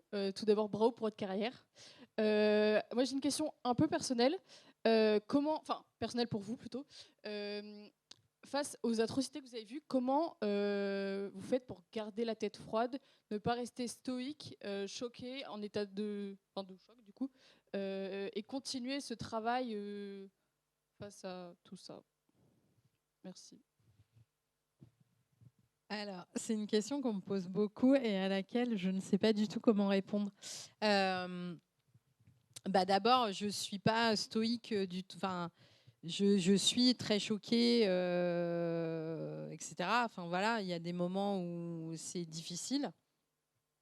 Après, par exemple, particulièrement en ce moment, je suis très fatiguée, par exemple. Donc, je pense que j'ai un cumul de choses. Après, plus sérieusement, d'abord, il faut être... d'abord, moi, je suis accompagnée, enfin, je suis suivie en psy, etc. J'ai un suivi psy qui est très important. Parce qu'il ne faut pas oublier que la violence... en fait... D'ailleurs, aujourd'hui, la violence, on la voit beaucoup plus avec les réseaux sociaux. Voilà, enfin, aujourd'hui, vous pouvez aller... on a vécu le 7 octobre en direct, on a vécu Daesh en direct, on a vécu, j'en sais rien. Enfin, voilà, on voit plein de choses. Il ne faut pas oublier que, j'en profite pour vous dire ça, c'est juste, soyez très conscients que de voir des images de violence, c'est extrêmement impactant. Même si vous pensez que ça l'est pas. En fait, ça l'est profondément sur le cerveau. Après... moi, je sais pas quoi. J'allais dire, c'est le métier que j'ai choisi. Après, je suis pas tous les jours en train d'ouvrir des charniers non plus, quoi. Faut pas. J'ai beaucoup travaillé sur ces questions-là il y a 10 ans. Je le fais moins maintenant. Ouais, c'est être suivi, c'est être. C'est détacher aussi les choses, quoi. Je pense aussi. Moi, par exemple, j'ai jamais considéré que, je sais pas, j'étais là pour sauver le monde. Alors qu'il y a des gens qui sont un peu comme ça, que je trouve un peu weirdos. Moi, je n'ai jamais été là pour sauver le monde et je me suis jamais projetée dans l'histoire des autres. C'est-à-dire que j'ai toujours eu conscience que, par exemple, je travaillais très longtemps en Bosnie, j'ai jamais épousé, je ne sais pas comment expliquer, la Bosnie, quoi. Même si j'adore ce pays, j'ai vécu beaucoup d'années et que j'ai des attachements et qu'en plus c'est un pays génial. Mais donc ça veut dire que je pose les choses, en fait, ce qui est professionnel et ce que je suis moi. Donc je pense que ça aide. Après, en vrai, il y a des moments où on n'est pas bien. Après, encore une fois, moi, je suis suivie. Donc j'ai fait un PTSD, un stress post-traumatique, en 2015. C'est-à-dire, j'ai fait un stress post-traumatique, je ne sais plus compter là, 8 ans après la Bosnie, mais qui était lié à la Bosnie. Donc c'est aussi c'est très compliqué en fait les traumas parce que ça peut surgir très longtemps après, etc. Après, moi, j'ai toujours été très bien suivie. Mais voilà, ouais, il y a des moments où c'est la violence, le degré de violence qu'on a aujourd'hui, et que je pense qu'on a toujours eu, mais la différence, c'est qu'aujourd'hui, on le voit plus en plus. Aujourd'hui, tout le monde peut le voir. Par exemple, là, récemment, j'ai fait, en fait, il m'est arrivé, j'ai fait une sorte de... Enfin, récemment, il y a un an, en décembre 2023, j'ai fait une décompensation. C'est-à-dire, j'ai eu un épisode, voilà. Après, c'est parce que je me suis rendue en Israël quelques temps après le 7 octobre, sur les zones, etc. Et ça faisait un petit moment que j'étais pas allée sur des zones de haute violence, en fait. Et je pense que j'ai eu une espèce de, je sais pas, de retour, quoi. Mais voilà. Après, j'ai une vie normale aussi. Enfin, je veux dire, je fais attention à avoir une vie normale. C'est-à-dire que moi, j'ai plein d'amis qui travaillent pas du tout là-dedans. Donc voilà, il y a aussi des gens qui peuvent penser, je sais pas, je me lève le matin et je me dis, aujourd'hui, on va sauver le monde et tout. Pas du tout. Donc j'ai une vie tout à fait normale. Après, par exemple, voilà, si on me demande, ben, moi, c'est sûr que je vais pas. Toi, à titre d'exemple, je pense que les choses qui peuvent changer un peu, c'est que moi, je vais pas regarder des séries. Moi, je vais regarder des séries super marrantes, par exemple. Tu vois, je vais avoir du mal à regarder des séries qui, je pense, sont super bien, mais soit sont un peu violentes, soit sont. Donc, c'est mes manières de sortir de ça, en fait. J'ai besoin de choses très, ouais, très, très basiques, très, voilà. Mais le plus important, en fait, c'est d'être suivi. En fait, il faut être accompagné, parce que, encore une fois, je le répète, le fait de regarder, de voir de la violence, en psy, les psychiatres, ils expliquent, ton cerveau, il n'est pas fait pour ça, en fait. Ton cerveau, il comprend pas ce que tu es en train de regarder. Donc, je vous le dis parce qu'il faut faire très attention. Et je le dis particulièrement là parce on vit un peu dans une période aujourd'hui où tout est balancé sur le net, partout, ce qui est atroce. Genre, on voit des choses en direct, c'est atroce. Et je suis pas en train de dire qu'il faut fermer les yeux et pas regarder, mais je dis qu'il faut faire très attention à ce qu'on regarde. Il faut faire très attention parce qu'il y a cette phrase, voilà, quand tu regardes l'abîme te regarde. C'est une phrase très vraie, quoi. C'est-à-dire, quand vous regardez la violence, elle se renvoie à toi, quoi. Donc ça, faut être conscient de ça. Et après, faut être suivi. Mais après, j'ai pas plus d'explications de ça parce que il y a une question aussi de peut-être qu'il y a des gens qui, c'est comme faire du terrain, par exemple. Je pense à ça parce que vous êtes étudiant, on me pose. Par exemple, j'ai des étudiants qui me disent, ah ouais, moi j'ai trop envie de faire du terrain, mais en fait, ça veut rien dire de dire ça. En fait, il y a des moi, il y a aussi quelque chose qui fait que dans ma personnalité, je ne sais pas d'où ça vient. J'ai fait du terrain pendant très longtemps. Faire du terrain aussi, ça veut dire être dans des conditions difficiles, ça veut dire avoir peur. Comme on pose souvent la question, on me dit est-ce que vous avez jamais peur? Bien sûr que si, j'ai peur tout le temps. Évidemment, quand vous allez sur des terrains hostiles, vous avez peur. Et en fait, il faut avoir peur. Quelqu'un qui n'a pas peur, d'abord, c'est extrêmement dangereux. Et deux, en fait, c'est pas normal. Donc tout ça, tout le monde ne peut pas le faire. Il y a des gens à qui ça ne convient pas. C'est aussi beaucoup être seul sur le terrain. C'est vivre seul être seul pendant longtemps, isolé, je veux dire au sens de sa famille, de j'en sais rien, de son partenaire, de sa femme, de je sais pas quoi. Donc ça veut dire psychologiquement être capable de ça. Et je pense qu'il y a des gens qui sont plus aptes à ça.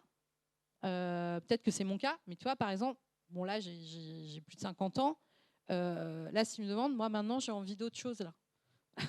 Là, j'ai envie d'ouvrir une boutique de fleurs, tu vois. Mais vraiment, je suis un peu dans une crise en ce moment. Non, mais aussi, je suis très fatiguée. Mais j'ai un peu envie d'autre chose. Aujourd'hui, j'ai un peu plus de mal, en fait. Donc, je pense qu'il y a un moment aussi où voilà, ça impacte aussi tellement que peut-être il y a quelque chose qui se renverse. Et moi, en tout cas, pour le coup, c'est très personnel, ma façon de répondre. Mais en ce moment, c'est vraiment ce que je traverse aussi. Parce que ça impacte physiquement, ça impacte psychiquement, ça impacte à plein de niveaux. Donc, faut être conscient de ça. Bonsoir Madame Bardet. Alors ma question concerne le conflit israélo-palestinien. Alors le 7 octobre 2023, on a tous vu ce qui s'est passé avec l'attentat terroriste du Hamas en Israël, un des plus violents de l'histoire de l'État hébreu. Et s'en est suivi une réponse d'Israël, une réponse que certains estiment disproportionnée. D'ailleurs, même aujourd'hui, Netanyahou a un mandat d'arrêt international de la part de la CPI. Et vous, du coup, en tant que juriste international, quel est votre regard sur cette réponse israélienne? Et selon vous, y a-t-il aujourd'hui un génocide, ou en tout cas quelque chose de semblable à un génocide aujourd'hui à Gaza? Alors, la question du 7 octobre. Déjà, je vais répondre la question est-ce qu'il y a un génocide et tout ça. Moi, ça me gêne toujours le mot de génocide au sens où c'est un tribunal qui décide, qui qualifie de génocide. Donc, c'est pas la question. Enfin, c'est pas la question. Moi, je peux pas y répondre et je pense que personne peut y répondre en réalité aujourd'hui. La deuxième chose que je souligne aussi, c'est que le mot génocide, il est utilisé constamment aujourd'hui dans plein de situations, comme si le reste n'était pas grave et qu'on avait besoin de dire génocide pour que d'un seul coup les gens se réveillent. Mais des crimes de guerre et crimes contre l'humanité, c'est horrible. Maintenant, pour répondre à la question, parce que moi, j'ai aucun problème à répondre à ces questions-là. Je pense que le débat autour de ce conflit est hystérique et idéologisé, donc c'est un débat qui est impossible. Et je pense que c'est très dangereux, la situation dans laquelle on est aujourd'hui, de voir à quel point il ne peut pas y avoir en fait de conversation et d'échange sur cette question. Moi, je connaissais un peu Israël. Je suis allée en Palestine. J'ai travaillé dans les territoires palestiniens plusieurs fois avant, je veux dire. Les années 2015, je ne sais plus. J'étais allée plusieurs fois. Là, je me suis rendue le 7 octobre parce qu'il y a eu des allégations de viol et que, comme vous le savez, je pense, ça a été tout un enjeu puisqu'au départ, ça a été nié, on a raconté que ce n'était pas vrai, etc. Donc nous, en tant qu'ONG, on s'est positionné là-dessus pour dire, non, il faut écouter ce qui s'est passé et il faut aller voir ce qui s'est passé. Donc ça, c'est ce qu'on a fait. Maintenant, je pense que ce qui est horrible, c'est l'impossibilité. Il y a un tel niveau de violence. Il y a eu un tel niveau de violence le 7 octobre. Et il y a un tel niveau de violence dans la réponse d'Israël. Donc quand je dis Israël, je parle de l'État, du gouvernement. Parce qu'il y a aussi, il ne faut pas confondre les populations avec leur gouvernement. Ça aussi, c'est comme il ne faut pas confondre non plus les communautés. C'est-à-dire qu'aujourd'hui, on confond et la population israélienne avec son gouvernement et les Israéliens avec les Juifs. Enfin, on met un peu tout le monde là-dedans, quoi. Parce que moi, j'ai du mal à comprendre. Et par contre, je pense fondamentalement que oui, la réponse à Gaza, je pense qu'elle est plus que disproportionnée. Je pense qu'aujourd'hui, en plus, si on regarde Netanyahou aujourd'hui, moi, je ne comprends même pas ni quelle est la vision politique, ni quelle est la vision militaire. Enfin, honnêtement, je ne comprends pas du tout. Maintenant, l'autre problème qu'on a aussi, c'est qu'aujourd'hui, c'est très compliqué d'aller à Gaza. C'est très compliqué Il y a eu, je ne sais pas si vous avez vu, il y a un rapport qui est sorti il y a une semaine sur les violences sexuelles qui auraient été commises par les forces israéliennes à Gaza sous différentes manières de dénuder des prisonniers, la nudité forcée, etc. Tout ça, c'est compliqué parce que personne n'est sur le terrain. Donc voilà. Donc ma réponse n'est pas vraiment une réponse, mais en tout cas, ce qui est clair, c'est qu'il y a des crimes contre l'humanité qui sont commis des deux côtés. Ça, c'est sûr. Et qu'effectivement, il y a des actes d'accusation devant la Cour pénale internationale. Je pense qu'il y en aura d'autres, parce que ceux qui concernaient le Hamas, du coup, comme ils ont été tués par Israël, les actes d'accusation sont devenus nuls et non avenus. Mais je pense qu'il va y en avoir d'autres. On travaille avec la Cour pénale là-dessus. Voilà ce que je peux dire là-dessus. Et qu'il y a une grande souffrance, voilà, de tous aussi. Bonsoir madame. Tout d'abord, je pense que nous sommes toutes et tous reconnaissants et reconnaissantes pour votre présence. Donc je vous remercie. Lorsque vous intervenez sur le terrain et surtout dans des conflits qui sont plutôt récents, vous avez mentionné le conflit en Palestine, en Israël ou même en Ukraine, et que vous abordez des sujets grâce à votre ONG, des sujets tabous comme les violences sexuelles en l'occurrence. Est-ce que ça vous est déjà arrivé d'avoir des réactions de méfiance de la part de certaines populations qui, par exemple, ne souhaitaient pas forcément parler pour essayer de passer à autre chose, etc. Est-ce que c'est un sujet qui est compliqué, voire parfois impossible à aborder avec ces populations parfois pudiques sur ces sujets de violences sexuelles? Ouais, super question. Oui, bien sûr, mais évidemment, c'est un sujet qui est très compliqué. Donc, c'est pas qu'une question de pudeur, en fait, c'est une question de sécurité, c'est une question de stigmatisation, c'est une question de risque aussi.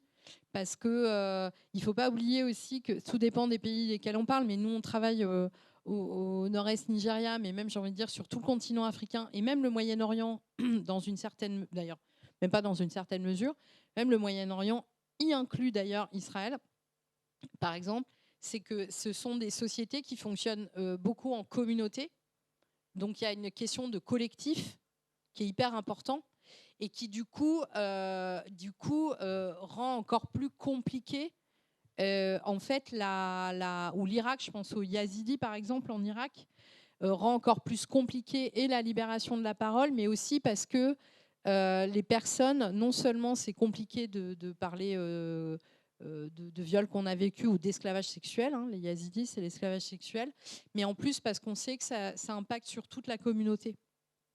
Donc il y a une responsabilité très, je sais pas comment dire, c'est une responsabilité qui va au-delà de sa propre expérience. Donc bien sûr, après, bien sûr que c'est très difficile. En fait, c'est pour ça que c'est pas, vous n'arrivez pas quelque part et d'une part, il y a personne qui vient et qui vous court et qui vous saute, pardon de l'image, mais qui vous saute dans les bras en vous disant ah vous êtes arrivé, je vais vous raconter comment j'ai été violée. Enfin, ça se passe jamais comme ça, quoi. Et d'autre part, vous mettez en place des mécanismes en fait pour assurer des espaces sécurisés pour que les personnes parlent. Par exemple, aujourd'hui au Nigeria, on a un partenaire local et on fait des focus group, ils vont dans les communautés, ils discutent, etc. Et au fur et à mesure, on avance sur les sujets. On n'arrive pas comme ça de manière frontale. Donc bien sûr, il y a tout dépend du contexte. Chaque contexte, il est particulier. Chaque culture, elle est particulière. Et il ne faut pas croire que ça soit plus facile. Par exemple, l'Ukraine, il y a une forme de, comment dire, de libération de la parole au sens où dès qu'il y a eu les viols en Ukraine, on en a parlé. Mais par contre, les victimes, elles ont beaucoup. D'ailleurs, il y a un article qui est sorti dans le New York Times sur lequel on a fait un post, mais qui est vraiment super bien. Parce que là, avec le temps, les femmes, elles commencent encore beaucoup plus à parler. Mais les hommes, par exemple, ils parlent à partir du moment où on leur crée un espace sécurisé. Mais par exemple, ils n'ont pas du tout confiance. Leur obsession à eux, par exemple, c'est que ce qu'ils racontent soit répété ou soit... donc, c'est jamais facile. Après, moi, c'est ce que je dis toujours aussi. La question, c'est il faut toujours se poser la question de savoir pourquoi on va demander à une victime de viol dans les conflits de raconter ce qui lui est arrivé. La question, c'est pourquoi vous le faites, en fait. Il faut qu'il y ait un objectif. Il faut que soit la personne, elle a envie de parler parce que pour elle, c'est libérateur de le faire. Et il y en a pour qui c'est pas du tout libérateur. C'est pour ça que moi, la libération de la parole, c'est quelque chose que j'aime pas du tout parce que ça veut rien dire, en fait. Il y a des gens pour qui libérer sa parole, ça fait du bien. Il y a des gens pour qui c'est l'inverse total. Donc, il faut faire attention aux injonctions. Il n'y a pas rien n'est homogène. Les victimes, elles sont pas homogènes. Vous êtes tous individuels, vous avez tous une histoire et vous allez réagir de manière totalement différente les uns des autres à quelque chose que vous allez vivre de façon similaire. Enfin, si vous vivez le même truc, parce que vous êtes une personne, parce que vous avez une histoire. Donc c'est pareil pour les victimes. Il n'y a rien d'homogène. C'est pareil d'ailleurs. L'expression les femmes et les enfants, ça m'insupporte, ça veut rien dire en fait. Les femmes, qu'est-ce que ça veut dire? Ça veut rien dire. On ne dit pas les hommes. Donc il n'y a rien qui est homogène. Mais oui, c'est très difficile. Après, l'autre chose, c'est qu'il y a un préjugé comme ça. On entend beaucoup de dire que les femmes, les victimes de viol, elles parlent pas. C'est pas vrai du tout. C'est pas. C'est compliqué à exprimer, mais en fait, souvent, eux, ils veulent parler, ils veulent qu'on sache ce qui leur est arrivé. C'est important pour eux, ou qu'on établisse, qu'on reconnaisse ce qui leur est arrivé. Donc, c'est pas forcément les personnes qui parlent pas, c'est la société en face. C'est qu'en face, vous mettez pas en place des mécanismes qui vont permettre à ces personnes de parler de façon sécurisée. C'est exactement ce qui se passe en France aussi au niveau national. Ça n'a rien à voir, le viol de guerre et le violence sexuelle, ça n'a rien à voir. Il ne faut pas comparer les choses. Ce n'est pas du tout les mêmes contextes. Mais c'est pareil. Vous vous rendez bien compte aujourd'hui, avec les mouvements MeToo, tout ce que vous voulez, à partir du moment où vous établissez un système et que la société commence à dire, voilà, là tu peux parler et là tu peux dire les choses, là on entend les témoignages et les choses, ils arrivent. Il faut être ouvert à ça, parce que c'est un sujet qui est très complexe à aborder pour les personnes qui l'ont traversé. Donc c'est pour ça que c'est important de le mettre en place. C'est pour ça que c'est important d'avoir des politiques qui tendent vers ça et pas l'inverse. On ne peut pas attendre que des victimes de viol viennent et parlent. Ça ne veut rien dire de dire ça. Ça n'existe pas. Il faut que la société mette en place des systèmes pour qu'on puisse entendre ces voix-là, enfin pour qu'elles puissent s'exprimer et qu'elles puissent être reconnues et qu'elles puissent être prises en charge. Sur le viol de guerre, c'est exactement la même chose. Mais nous, on fait des symposiums, ils sont non publics. Parce que l'idée, c'est pas que ça fasse... La question, c'est pas que ça fasse le tour du monde. Il y a aussi ça, c'est pour ça que je dis ça. Il faut se poser la question de quand vous... Et d'ailleurs, on parle avec des survivants qui ne nous racontent pas forcément ce qui leur est arrivé dans le détail. C'est pas ça, on n'est pas là pour ça, en fait. Nous, on est là pour établir qu'il leur est arrivé ça et de voir ensuite de quoi ils ont besoin. Mais c'est pour ça que je redis, il faut faire attention aussi, c'est une question d'éthique. Quand on vient interviewer des survivants de viol, pourquoi on le fait? Il faut aussi réfléchir à ça, quoi. Parce qu'on a envie d'écouter des histoires, parce que c'est aussi important. C'est pour ça que il ne faut pas oublier que c'est un domaine professionnel et qu'il faut le faire avec expertise.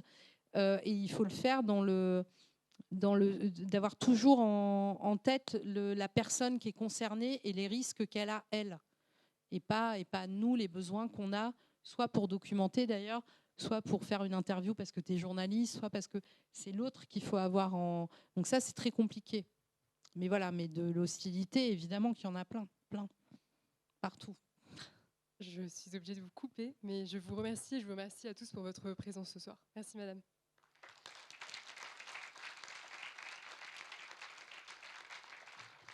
Pardon, je bois. Merci beaucoup à vous et merci pour les questions et pour m'avoir écouté ce soir.